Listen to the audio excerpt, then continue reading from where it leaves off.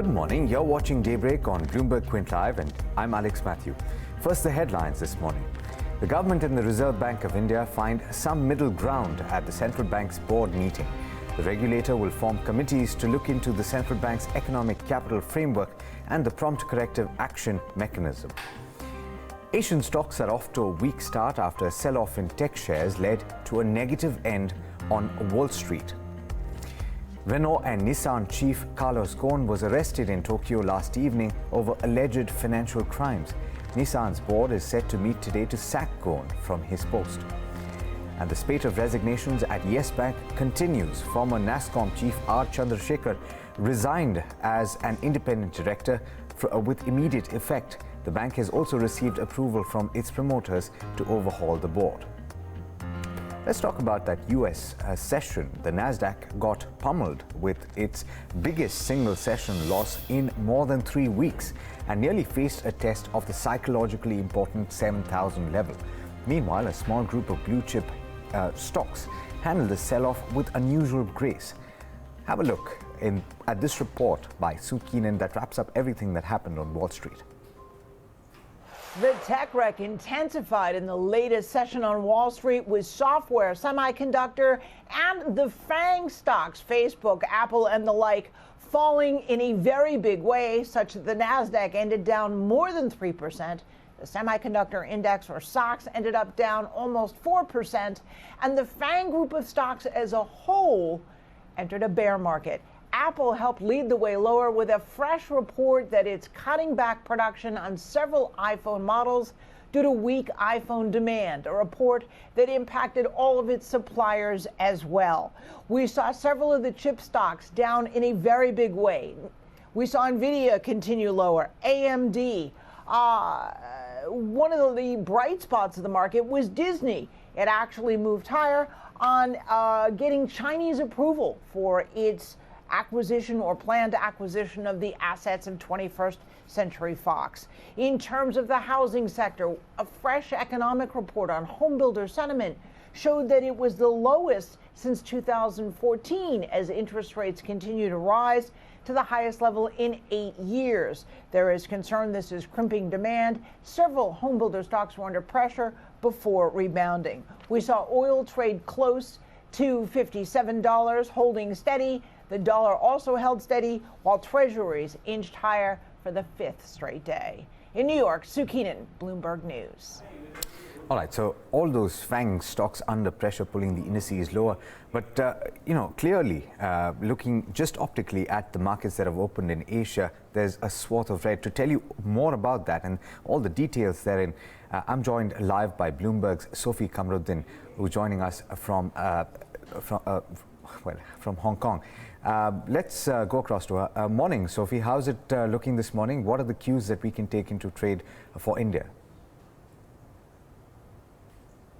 Well, it's shaping up to be a red day across the region. Asian stocks under pressure with few sectors gaining traction this morning. Shares in Shanghai as well as in Hong Kong set to snap a 3-day advance as that tech rout is also taking hold for greater China markets as it has across the region. In Hong Kong, May 2 is slipping on expectations it will post a net loss for 2018. Investors will also be assessing its tie-up with Xiaomi, which is set to extend gains after its better than forecast earnings. So one stock at least bucking that downturn in the tech space. But broadly, IT weighing the region as Apple woes pile up. And in Seoul, chip makers are dragging on the Kospi. This on an FT reports that Chinese authorities are deepening their antitrust probe into Samsung, SK Hynix, as well as Micron. So the Kospi is on track for the first drop in 4 sessions. Now over in Tokyo, the Nikkei 225 is resuming losses with automakers the biggest drag. This as analysts assess the implications of Carlos Ghosn's arrest. Nissan and Mitsubishi Motors then falling the most since 2016. Back to you.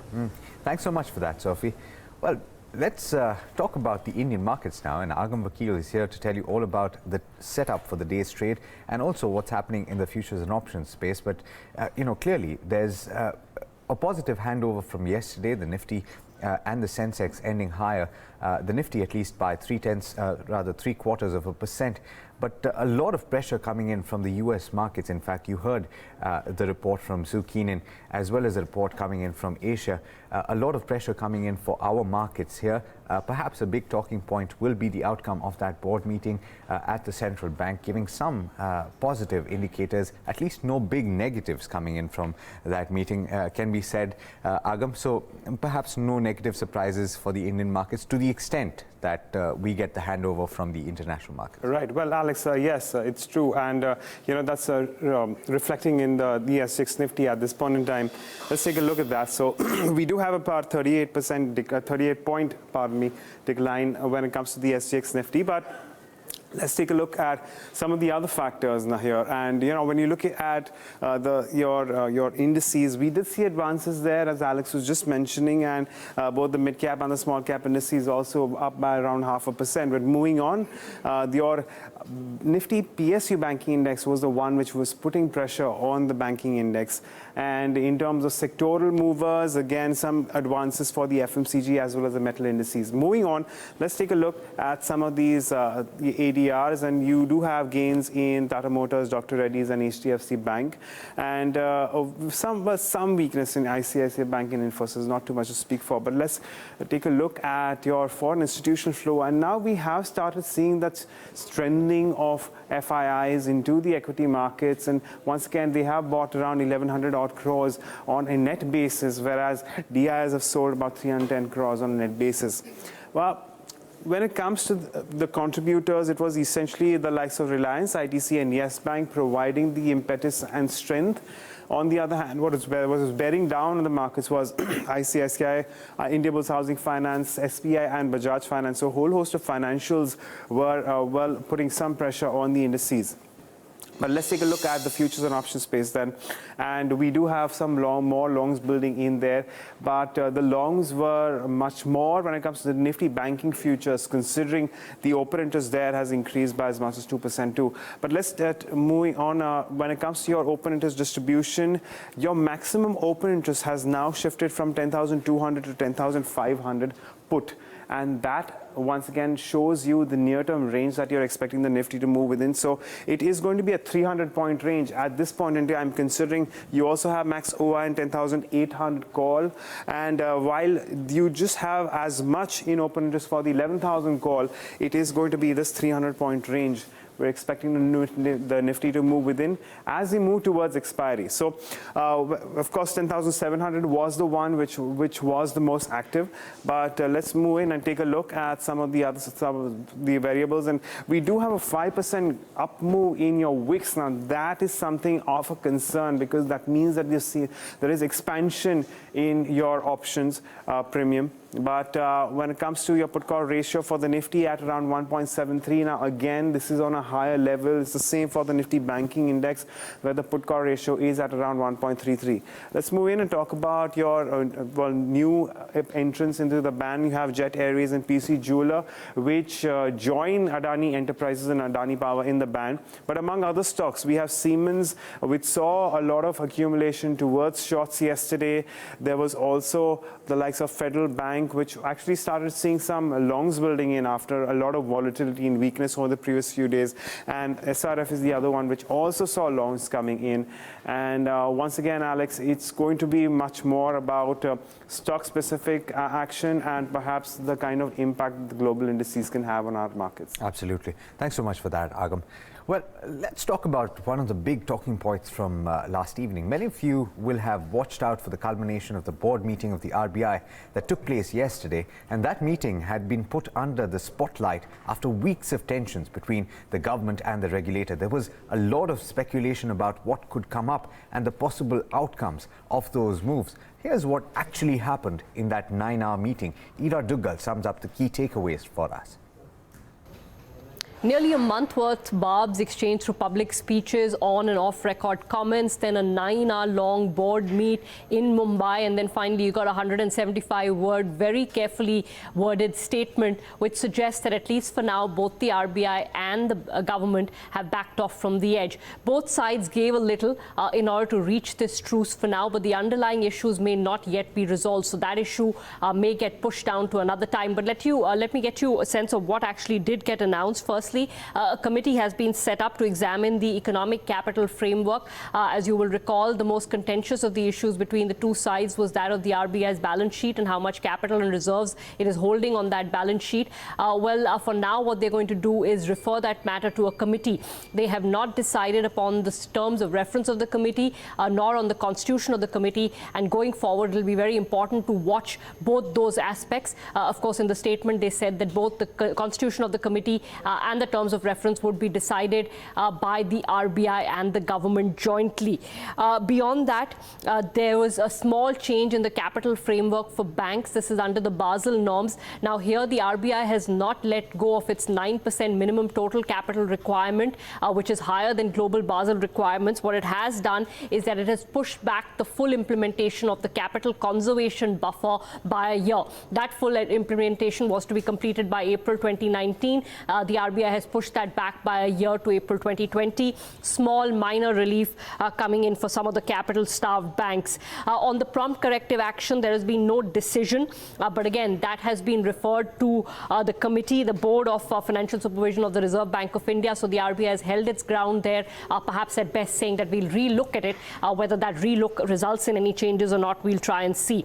Finally, there has been some change that has come in from SMEs. I think that was a large demand, particularly from some of the independent board members like Mr. Gurumurthy, who said that the SMEs of the country need a bit more support right now. And so the board put out a statement saying that they have advised the RBI to consider a scheme of restructuring for small accounts up to 25 crore, very small accounts, but it does show that there is some SME stress which perhaps will need to be addressed. Now, whether this restructuring takes the form of a forbearance or not, we'll see when the final guidelines come out. But even if that is the case, these are very small accounts. So again, perhaps not a very large concession on part of the RBI. Going forward, it will still be the RBI's balance sheet which will be watched, and the framework that will govern that balance sheet, which is still to be determined and perhaps will be determined once this committee actually gets set up and its members actually get decided. All right, so that's what actually happened. Remember, there was wild speculation. But here are some of the reactions from experts in this space about exactly what happened, those 4 decisions that Ira talked about. The whole issues had acquired such a large profile and had come out in the public domain, which normally such issues are not expected to come into the public domain. These are sort of day-to-day issues which government and RBI, they do wrestle with each other all the time because the perspective of the two is very different. And it is very heartening, I think, also that it was a long meeting, 9 hours plus, which means that RBI, their professional staff, was able to make detailed presentations on each of the agenda item before the central board of the RBI, and all the members of the central board were able to give their reactions to the presentations that were made. So we need to understand that the central board of RBI is not like a board of a company, because RBI is not a creature of the company law, it is a creature of an act of parliament. What RBI is essentially doing is deferring the CCB, or the capital concentration buffer portion. But I think at a more broader level, what it effectively means, or the signal that it gives, is essentially what we have been saying, is that there is a significant and a severe capital problem at state-owned banks. We are in a situation where many banks are pretty much teetering at the brink of the 5.5% minimum CET1 ratio. So the question of them being able to meet the CCB without getting any significant capital injection from the government was pretty much ruled out to start with. I think most were pretty much trying to, keep their head above water, above that 5.5% bare minimum. So in that sense, I don't think it necessarily changes the capital requirement or the dynamics, but it certainly, by pushing it by 1 more year, it just gives banks a little more headroom to be able to manage that extra capital. A few days back, we were afraid that things might be steamrolled inside at short notice. This is the smart way forward. This is the more credible way forward. Getting the RBI and the ministry to set up a committee which will look into the whole matter completely. I doubt if they can do anything in short notice. I doubt if it can be done in a month's time or 2 months' time. It might take longer than that. Remember, the previous committees of Dr. Malegam, etc., took a long time. So, but it's a good starting point. De-escalating the heightened tension which has been there in the whole system, even if it means kicking the can down the road on some of the contentious issues, but essentially giving it to a bunch of experts to look at the matter. On the last bit, which has actually been announced, which is on the capital conservation buffer, I think that's welcome news as well. Look, this is the last tranche of that 2.5% of capital conservation buffer. It always makes sense to add these buffers in a counter-cyclical fashion, as in when things are good, you add to your buffers. Things aren't necessarily great at this point in time, so rather than be pro-cyclical, it was always expected anyway that we would probably get some leeway for 1 more year. They've kind of done it in advance and preponed it in a fashion. But perhaps one of the biggest talking points leading up to this board meeting was the issue of the transfer of surplus reserves from the Reserve Bank of India's balance sheet to the government. How much of that would be transferred? Would there be a mechanism? There hasn't been an update yet. As Ira told you, there's a committee that's been put in place. But here's Paul Sheard of Harvard Kennedy School about what he thinks should happen to the reserves and surplus on a central bank's balance sheet. The central bank, while it may be independent in terms of its monetary policy decision-making, is really part of the consolidated government and part of the consolidated government's balance sheet. So the reserves, the surpluses that may sit on the balance sheet of a central bank, whether it's the RBI or the Fed or whatever, really do accrue to the government ultimately. So I don't think it's very productive to get too fixated on sort of trying to carve up that pie, because ultimately the pie does really belong to the government and to the taxpayer, because the central bank does as well. Central banks increasingly have been taking on additional roles, not just monetary policy, not just helping with fiscal debt management issues like that, government, the banker to the government, the banker to the banking system, but increasingly taking on roles in terms of financial stability and bank supervision, prompt corrective action measures, and the whole 9 yards. So in that context, the point I think I would really make is that perhaps a little bit unlike the narrow price stability target of monetary policy, these are issues that very much intersect and overlap with the broader economic policy interests of the government, and particularly in an economy like India, which is still very much a developing economy. We have to be cognizant of the fact that India is still very much in the early to, well, let's say early stages of economic development.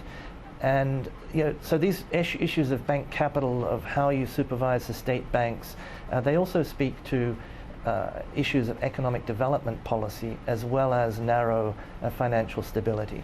Well, I think they probably put a little bit less emphasis on emerging markets, because there is a recognition that the institutional frameworks and, as I just mentioned, the sort of policy priorities, the priorities over policy goals is somewhat different in developing markets. So I think there's a recognition that it's inevitable that the central bank and the government, the Treasury, will work quite closely together, and perhaps that line between the central bank and the rest of the government is not quite as bright as elsewhere.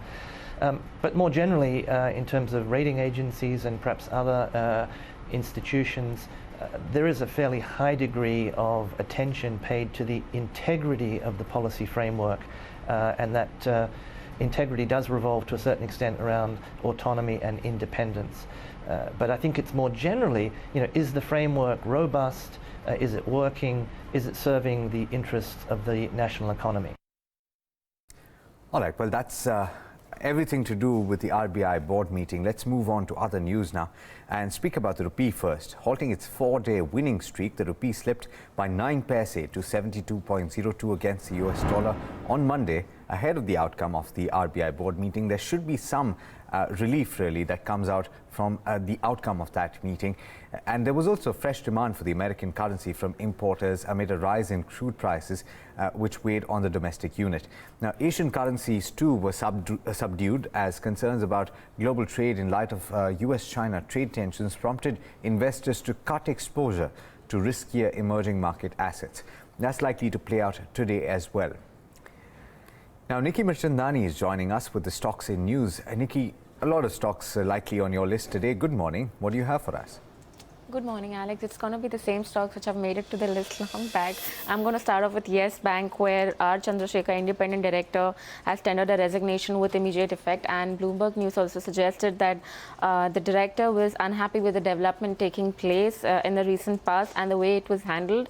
HEG, that's going to be also in our list today, given that the company yesterday in the filing said that the board will be considering a share buyback in a meeting held on November 26th. Oil India, again on a buyback development, where the board has approved a buyback of more than 4% equity at a price of 215 per share, which indicates a premium of more than 7% from the current market price that we saw yesterday. Jet Airways, bulk of developments there. A Bloomberg News which suggested that the company is in active talks with investors to secure funding. PTI News which suggested that Prabhu has ruled out bailout package for Jet, and Jet pilots need to need not do additional duties as per the PTI report. And also there is a Times of India report which is suggested that after initial zeal, Tata's are now expected to go slow on the Jet deal. So you might just see a bearing on that development on this counter with regards to that. Dr. Reddy's Lab, where 2 patents on Horizon Pharma Vimo arthritis drug are invalid, and this in turn makes a way for the generic drug companies like Dr. Reddy's. So that's going to be one company again in our list that we need to keep an eye out on. And Usha Martin, which has clarified that it's not aware of the news that Basant Prashant may sell a majority stake in the company deal with Tata Steel. All right, thanks so much for that, Nikki.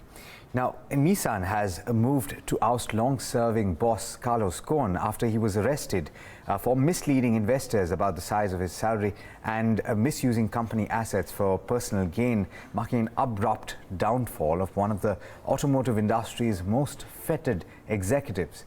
Let's listen in to what CEO Hiroto Saikawa had to say about this. He actually misrepresented the compensation amounts in the Tokyo Stock Exchange Securities report that was less than the actual amount, and misrepresenting the purpose of spending the company's investment. That's the second one. And the third one, he used the company's asset for personal use. These are the 3 categories of misconduct that are uncovered, and we acknowledged these facts.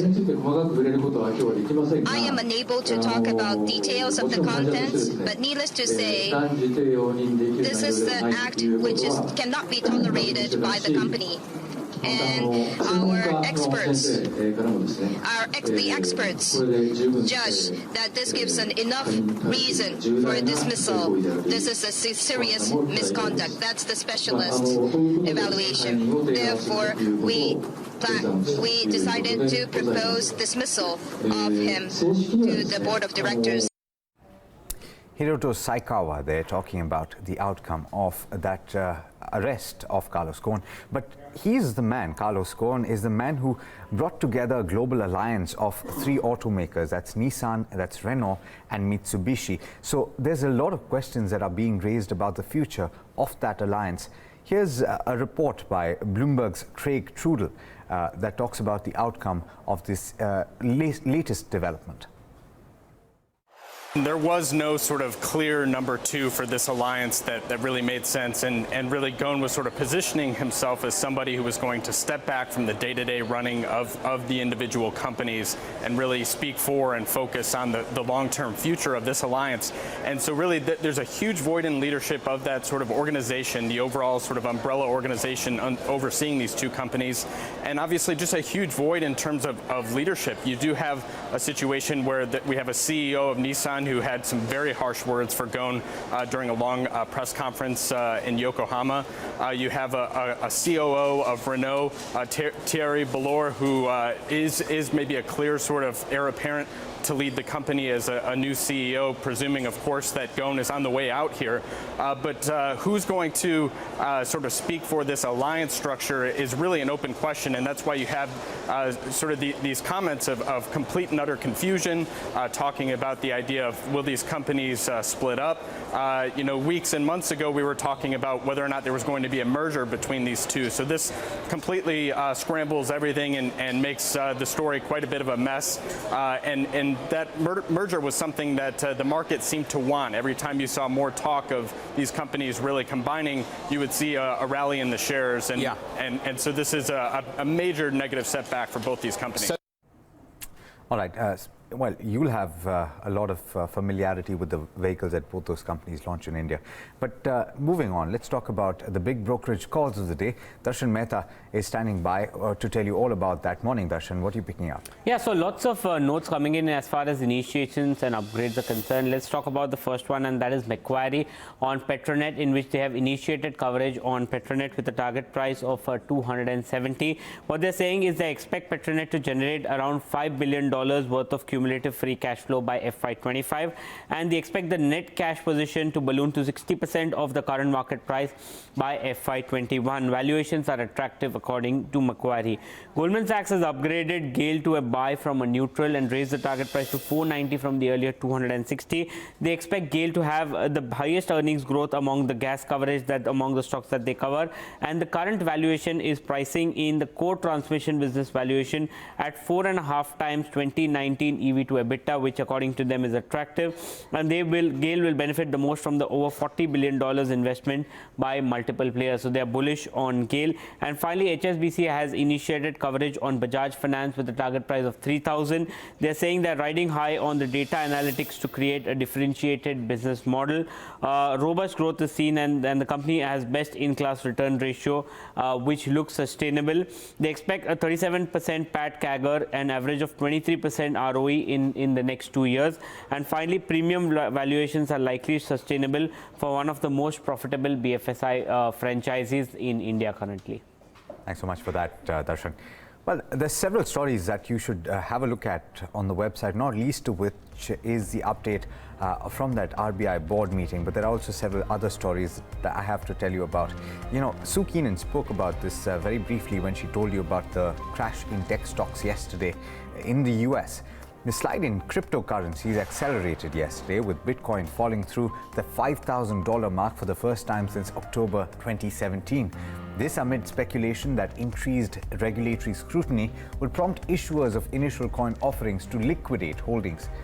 Bitcoin declined as much as 14% to $4,693, falling for an 8th consecutive day. Now, this is the longest streak of losses on record for this currency. Jet Airways pilots have threatened not to perform additional duties from next month if their salary dues are not cleared by the 30th of November.